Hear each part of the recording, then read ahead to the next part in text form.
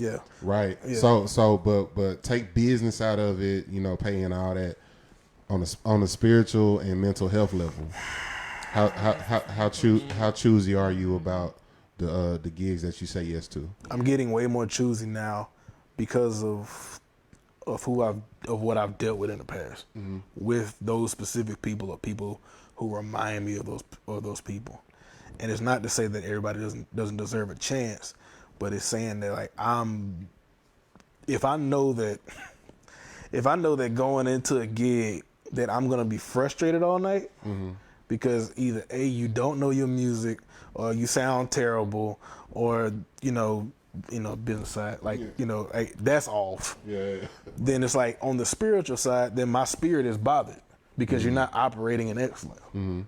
You're not being skilled and anointed. You know what I'm saying? So it's like there are certain gigs where I'm not gonna take it because of the fact that regardless of how much you're gonna pay me or how much fun we're gonna have, I don't do this just for drinks and a good time.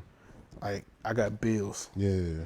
Like I have a lifestyle. I have a brand. They'll definitely try to pay you in drinks too. That's what I'm saying. Absolutely. Yeah. That's what I'm saying. And it's like, everybody, like people get mad at me like on those kind of gigs, like, cause they'll be like, hey man, why don't you stay and have a drink? And I'm like, nah, cause bro, drinks here like $10. Y'all drinking 5 of them. We making $150. That's a third of your check. And I had to pay for parking.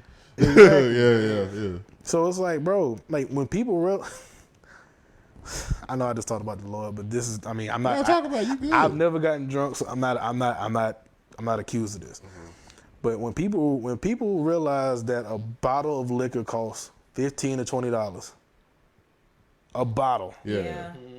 That perspective. I get where you're going. Yeah. Bro, you could literally go home, drink by yourself, save literally $120 plus all the money that you bringing in until that bottle runs out. That same bottle at the club costs $300. Exactly. Yeah. and then they probably winding it down. Yeah. So it's like, bro, and I get that some people like to pay for the experience, but at the same time, I can keep my own self happy at the house. Exactly. You know what I'm saying? Like me and my wife is just like me. She is even goofier than me. You ain't got to worry about the driving situation, none of that. Exactly. I ain't got to worry about getting an Uber home, like getting my car home. Like I'm going home. I can and drink. there's snacks. Breaking equipment. There's snacks that you actually like that you ain't gotta pay $15 for. And you can eat as much as you want. Exactly. So like, I know you said business aside, but also with the way my mind is set up, bro.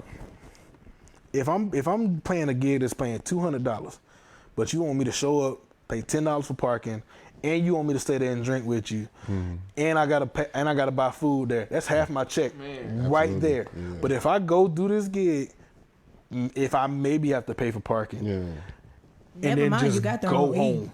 Say what? Never mind that you got their own E. Exactly. Yeah. So if I get there, do the gig, and just pay for parking if I have to, bro, I'm only out $10, $15 versus being out $100. Yeah. That goes a long way when it comes down to car payment, phone bill, car insurance, health insurance, rent.